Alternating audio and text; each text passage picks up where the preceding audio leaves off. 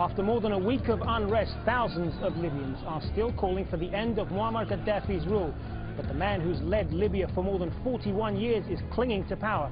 What does the current political structure in Libya look like, and what kind of Libya would emerge if Gaddafi falls? This is Inside Story.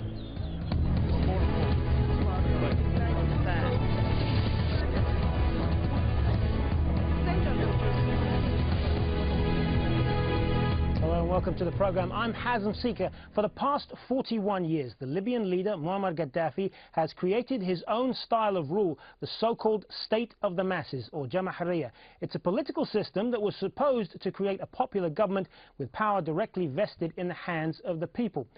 In 1990, Gaddafi was appointed supreme leader by the General People's Congress that he created in 1977.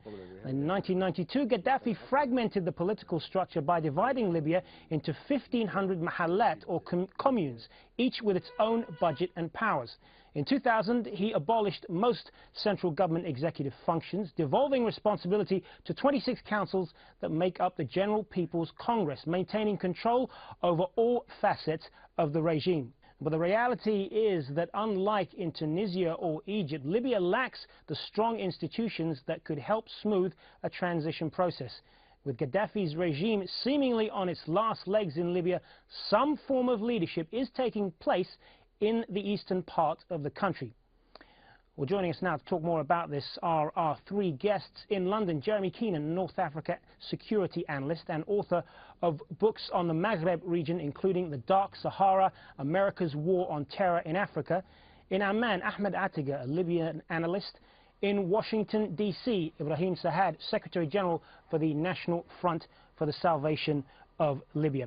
Jeremy Keenan, if I could start with you. The Libyan state has essentially been built around one man, and there's no unifying force or figure to replace him. So is there a risk of a major power vacuum here should Gaddafi eventually fall? I think there will obviously be a power vacuum. That goes without saying, because in a sense Gaddafi and his family and his thugs and the institutions immediately close to him, his own Praetorian Guard, were in a sense the power.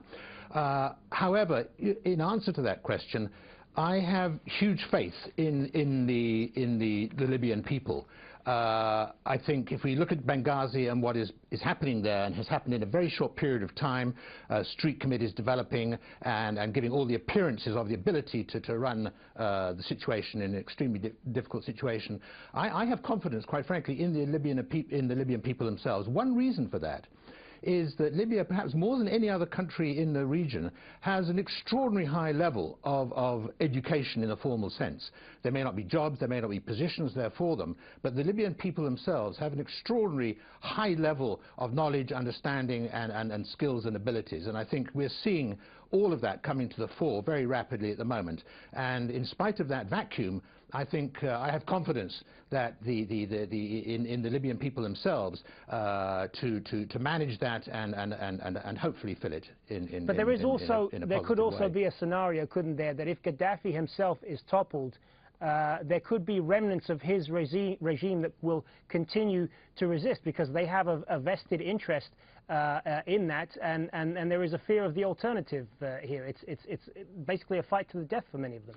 Absolutely. I mean, this is the big question at the moment. How long will it take to clear those remnants of the Gaddafi's regime?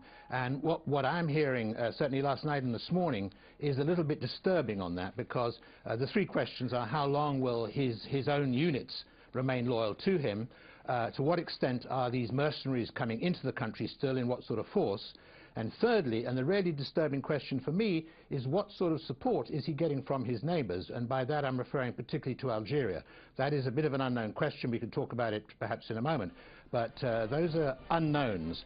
And until, in a sense, we have a handle on that, and we know how strong his resistance is and how quickly it might be cleared, that is very much the unknown question, literally today. Unknown questions indeed. Ahmed Attiga in Amman, what do you believe is the most likely scenario here going forward? I think the Libyan people will, as they have shown in the last week or so, will put the interest of the country at the foremost, and will start creating the political structure that will fill the vacuum that you have alluded to. I think one of the worst sins of the Gaddafi regime was the complete absence of any political structure or system that could have been utilized in a transitional phase going forward. And for example, in Tunisia and in Egypt, when they solved their problems, they had a constitution that they immediately resorted to and changed some articles and managed to put a transitional structure. Libya did not have anything of that sort. So I think the challenge is to have a structure that could be emerging very quickly and putting the elements of a regime or a system that will have democratic, of course starting with a constitution, leading to association, freedom of association, freedom of creating parties, and ultimately an election that the people will choose those who will lead them. Ibrahim Sahad, how do you see a post-Gaddafi regime in Libya unfolding? There are fears of a lack of unity in terms of what could follow. No, there is no lack of unity within the Libyan people. In the contrary, the atmosphere in those cities who fell under the demonstrators became a very, very encouraging atmosphere. Solidarity, brotherhood feeling start to emerge there. I got the information that the cities are forming committees to run business, 2 committees for each city, one for the security and the other one for the administrative purposes. I understood that from my contacts that those committees are communicating now with each other to start the process of forming a provisional government. That provisional government will lead the country toward the next step, which is forming a transitional government which take care of the transitional period. In that period, there will be election for the a conference to draft a constitution, and then a referendum on that constitution done by the Libyan people. The constitution will then govern the political life of Libya. We are looking forward to see that constitution. One of the things, sorry to interrupt, Ibrahim Sahad, but one of the things that we mentioned at the top with Libya is the lack of strong institutions that would help to transition all of these things that you're talking about, elections, a constitution, and so on. So isn't there a kind of a vacuum there in that there aren't these strong elements that would help that? Well, the vacuum will be filled very, very quickly. We saw that yesterday in Al-Bayda when they have a meeting and they rally around the Minister of Justice, Judge Mustafa Abdul Jalil, and there are many figures in Libya who can lead this stage. I mean, the way I hear it, that the provisional government is in process now to be formulated, and when that happens, that will take care of the daily life of the country and will move forward for the next step. Everybody now talking about a constitutional government, a democratic government. We're looking forward to see the constitution govern the life of the Libyan people. That's why we all want to get rid of Gaddafi, because he did not allow the country to have a constitution for 41 years, and he make an anarchy, so nobody else can run business but himself, and nobody can succeed him easily. The way I see it is moving forward. Jeremy Keenan, we've seen several defections by senior government figures and diplomats abroad. Does Libya's best hope of forming a workable government lie with these people, perhaps? Well, certainly there are a lot of very able people, as the previous speaker said. they are available, and huge experience and a lot of skills. I have no doubt on that front at all. In fact, you know, not having institutions in place may even be an advantage, because in a lot of these countries, the institutions that are there are corrupt and inefficient. So actually not having them, i.e. starting with a vacuum, may in fact lead to far more positive results and much quicker outcomes than actually having some vestigial institutions left in place. So, I mean, the other question is how many of these key people are still around Gaddafi? I mean, the strength, and the key question to me is, what is the strength of the support that is still around him? This is the unknown factor, and is it being reinforced by external forces, either in the region or from further afield? Until we have better knowledge of that, I think, you know, it's going to be difficult to see how quickly one can progress through the next stage, and that is the stage of getting rid of him altogether. Ahmed Attega, do you think the international community should do more to step up here? I think the international community should step up its efforts to first and foremost stop the bloodshed that's happening in Libya on the hands of this regime.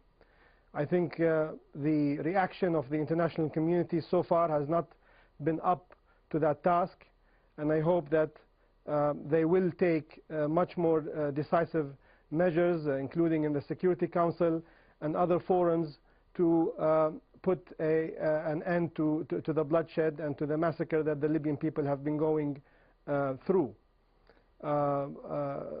After that, I think the Libyan people, from all their facets and inside and outside Libya, will rise up to the challenge of leading their country to a much better future. And as I mentioned, and the other colleagues have mentioned, the elements of putting a political structure together should be in place.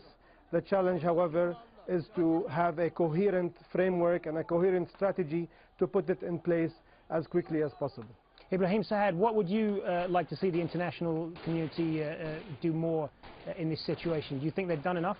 Well, it didn't do enough. It was late in its reactions.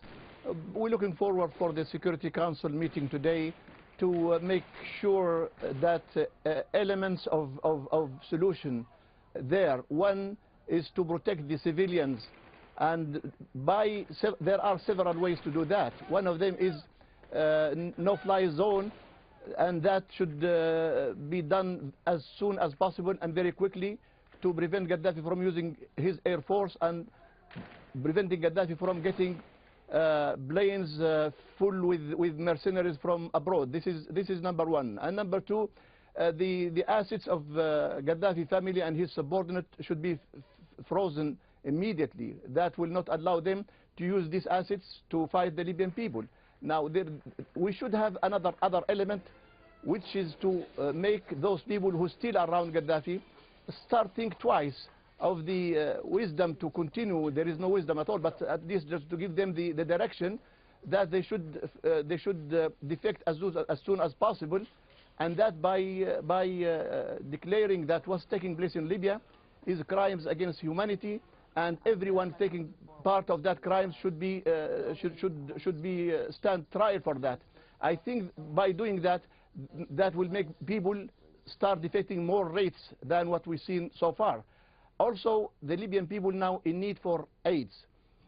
I got reports from Benghazi, from even Tripoli, from every city, that there are very huge shortage in medical supplies, in medicines, even doctors, hospitals. All of that should be the task of the international community, to secure borders so these aids can go through, to secure harbors. Libya has 1,200 kilometers on the Mediterranean, and a lot of harbors could be used to receive these aids. So at the moment, we have to help, most urgent, to help protecting the civilians, to help putting Gaddafi's forces in standstill, could not be used to fight against Libyan people. These mercenaries are coming, until now are coming. We have information that neighboring countries still sending mercenaries, and some cargo planes were chartered and we know that that should be stopped immediately. Otherwise, the blood shed will continue.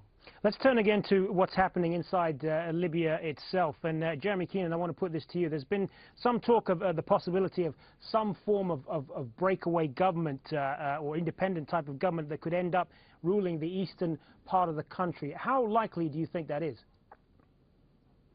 I don't think it's very likely. I think Libyans want a unified state.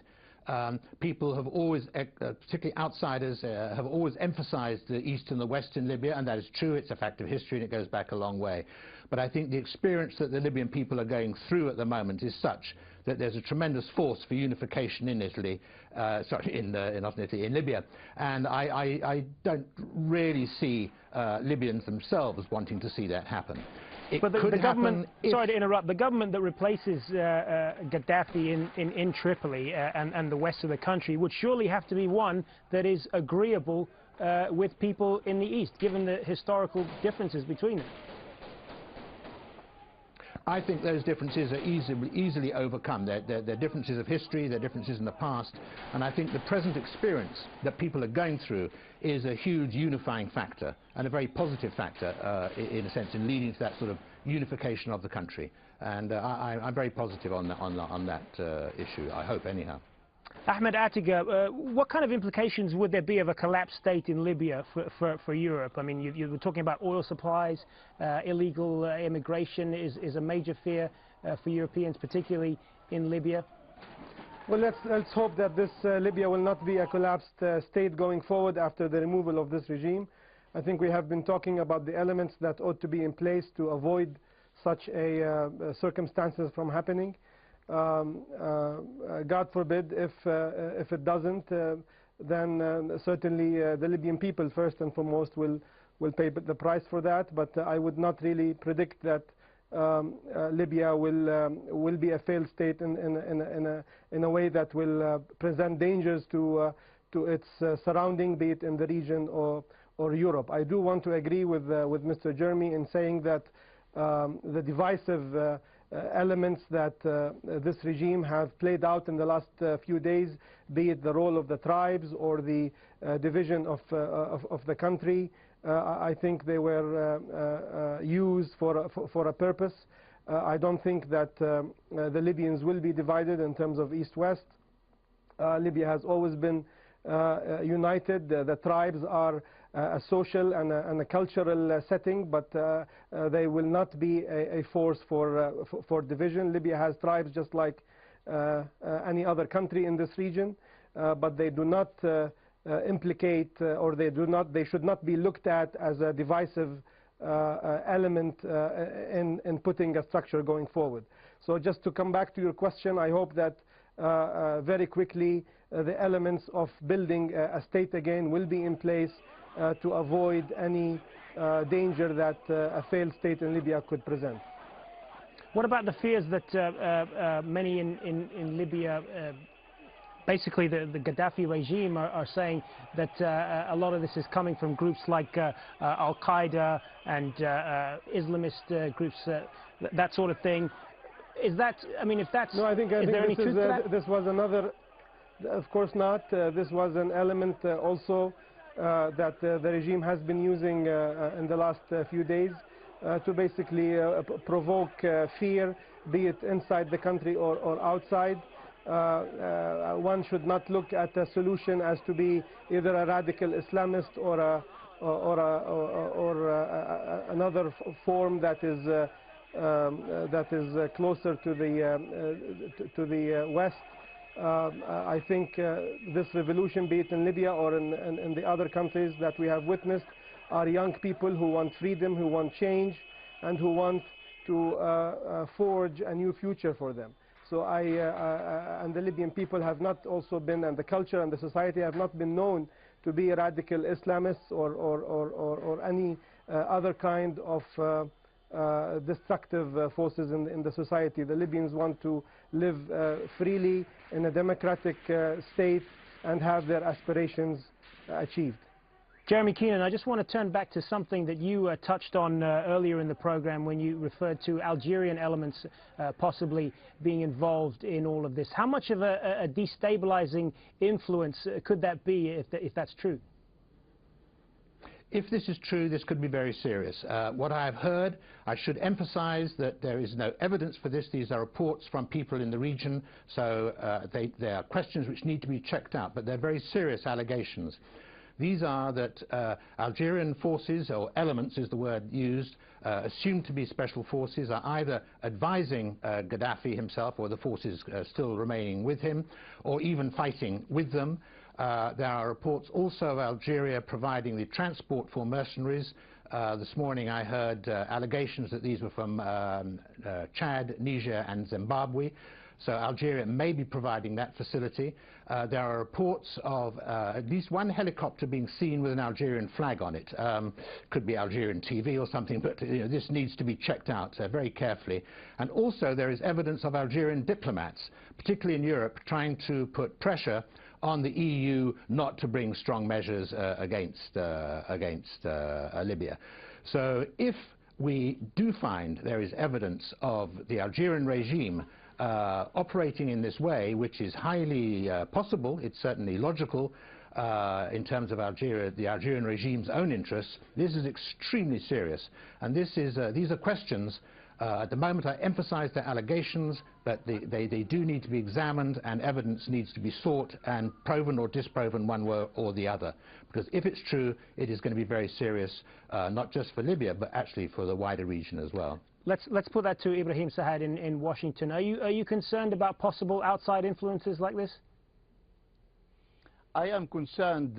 We got information that yesterday there were 3 planes left in Jamina airport toward Libya, and those 3 planes carrying on them mercenaries. We have information also, and also as your previous guest have just said, that we have to prove this, but we got information that one of the subordinates of President Deby, his ex-Minister of Defense, taking part in this operation. We got information about some planes has been provided by neighboring country. All this information is very, very, very, very bothering us, and they pose a very immediate danger of continuation of supply with mercenaries to Gaddafi regime. I mean, when we receive information from Al-Baida and from Benghazi, they captured so many of those mercenaries, and they came from different countries, from Chad and from Sudan, from Nigeria, from Zimbabwe, from many countries.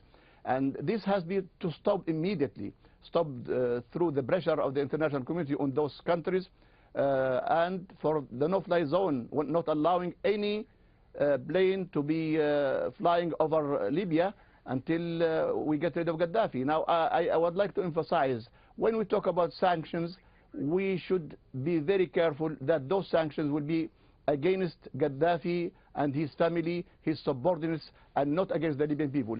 We should not repeat the mistakes which we done during the blockade of after Lockerbie, when Libyan people got suffered, and Gaddafi events are certainly moving very fast in Libya, and it will be very interesting to see how all of this does play out. But we are unfortunately out of time. I want to thank all 3 of our guests for taking part: Jeremy Keenan in London, Ahmed Attiga in Amman, and Ibrahim Sahad in Washington. Gentlemen, many thanks for your time.